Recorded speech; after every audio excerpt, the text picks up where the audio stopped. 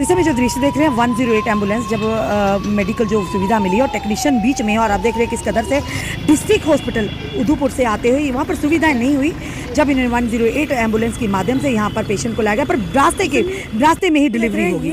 और आपको दृश्य जो बता रहे हैं अंदर के देखिए, बच्चे को भी उनके परिजनों ने लिया हुआ है, पर इनका कहना है कि टेक्नीशियन अगर ना होती एम्बुलेंस में तो बड़ी समस्या हो सकती थी, पर इस टेक्नीशियन की वजह से काफ़ी इन्हें मदद मिली है और माँ और बच्चा दोनों फिलहाल सही हैं। और ये टोल फ्री नंबर है 108, ये अच्छी सुविधा है और हर कोई गरीब व्यक्ति इस सुविधा का लाभ उठा सकता है। और फिलहाल 108 की मदद से इस पेशेंट को यहाँ पर लाया गया है और फिलहाल जो SMG हॉस्पिटल है उन्हें वहाँ पर शिफ्ट किया गया।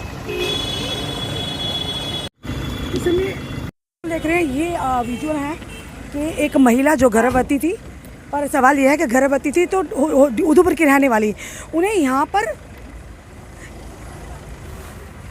लाया गया क्योंकि रास्ते में इनकी डिलीवरी होगी। और जब डिस्ट्रिक्ट हॉस्पिटल उधमपुर है,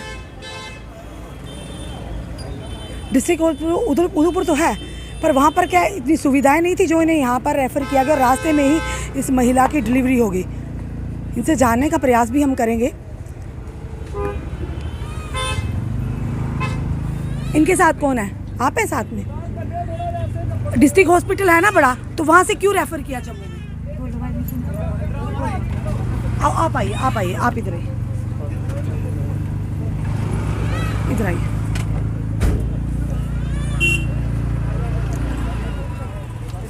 ये जी उल्टा बोल रहे थे ना, बच्चा उल्टा है, थोड़ा बच्चे की ग्रोथ भी कम थी।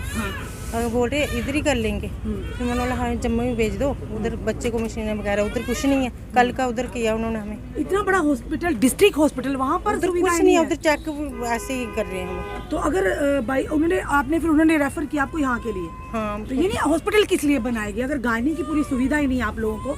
अगर भगवान ना करे कुछ परेशानी माँ को बहुत परेशानी होगी, बीच में इधर गोरोटा में पहुंचे, इधर ही बच्चा हो गया, उल्टा बच्चा बीच में डिलीवरी होगी, गाड़ी के बीच में बच्चा उल्टा। मैम ने बहुत हेल्प की हमारी, गाड़ी भी हमें फ्री मिली इधर। जी हाँ। तो फिर क्या फायदा, क्या कहना चाहोगे? LG महोदय से बड़ी बड़ी बातें तो की जाती है, अगर सुविधाएं नहीं है तो फिर क्या फायदा डिस्ट्रिक्ट हॉस्पिटल खोलने का? इसका क्या फायदा हमें? उधर से जब थोड़ा सा वो करते ना तो भेज देते हैं, चलो उधर आधे रास्ते में भेज देते। देखिए अगर ये मदद ना करती, मैडम मदद ना करती तो बड़ा ये मदद नहीं करते थे हमने। आप क्या से है मैम, आप बताइए? मैं ऐसे डोडा से हूँ बेसिकली। हाँ जी। तो मैं किसी ऑर्गेनाइजेशन से आप? हाँ जी। आप किसी ऑर्गेनाइज डॉक्टर हैं? Technician, emergency technician. तो क्या किस तरह से, यानी कि इस तरह से गाड़ी में अगर डिलीवरी हो जाना तो आपने बड़ी मतलब सतर्कता बताइए, तो कुछ और भी हो सकता था, हादसा भी हो सकता है जिस तरह। हाँ जी, क्योंकि इनका जो था बच्चा उल्टा था, तो ऐसे डॉक्टर ने रेफ़र कर दिया जी बच्चा उल्टा है तो इनको रेफ़र कर दो।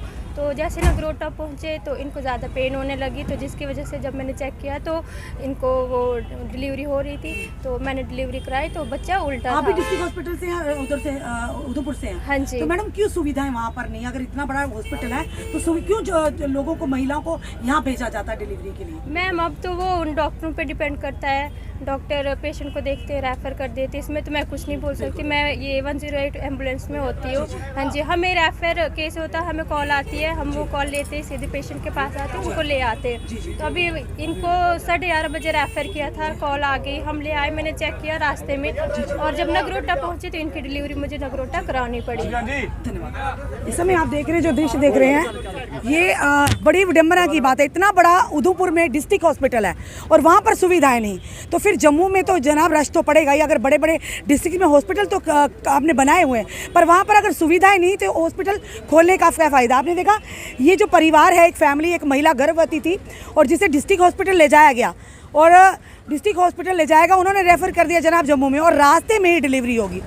अगर 1080 की एम्बुलेंस ना होती, उसमें टेक्नीशियन नहीं बैठी होती, तो कुछ बड़ी घटना भी हो सकती है। तो ये हालात हैं जनाब। आप बड़ी बड़ी बातें करने से देश प्रगति की ओर नहीं निकलेगा।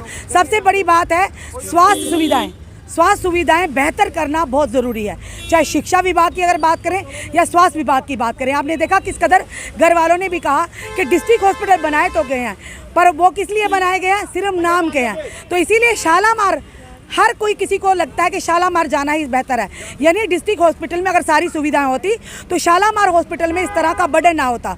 और वहाँ पे रोज़ आए दिन ये भी सुर्खियों में ना हॉस्पिटल रहता कि जब आप देखिए कि मैन पावर कम होती, पेशेंट ज़्यादा होते हैं तो परेशानी आ जाती है। तो इसी तरह अगर डिस्ट्रिक्ट हॉस्पिटल, हर डिस्ट्रिक्ट हॉस्पिटल में सुविधाएँ दी जाती तो लोगों को आगे पीछे हॉस्पिटल में जाने की ज़रूरत ही ना होती।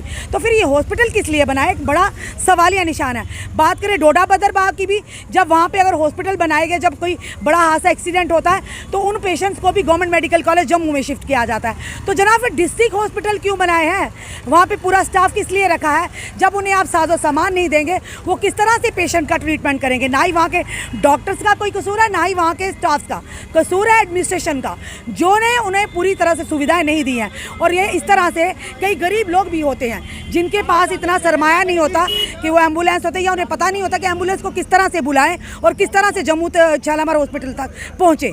एक अहम भूमिका रहती है। पर फिर से कहेंगे कि आईजी महोदय, आपसे हम निवेदन करते हैं, जितने भी और कमिश्नर सेक्रेटरी हैं जो हेल्थ के, उनके भी निवेदन करते हैं, आप जम्मू के हॉस्पिटलों का दौरा तो करते हैं पर कम से कम अपने जो उधर अलग अलग डिस्ट्रिक्ट के जो हॉस्पिटल हैं वहाँ पर भी उनके वहाँ के डीसीज को, वहाँ के हेल्थ जो एडमिनिस्ट्रेटिव उनके आला अधिकारियों से भी कहेंगे और कमिश्नर से भी कहेंगे, आप जाकर कम से कम डिस्ट्रिक्ट हॉस्पिटल की सुध भी लीजिए।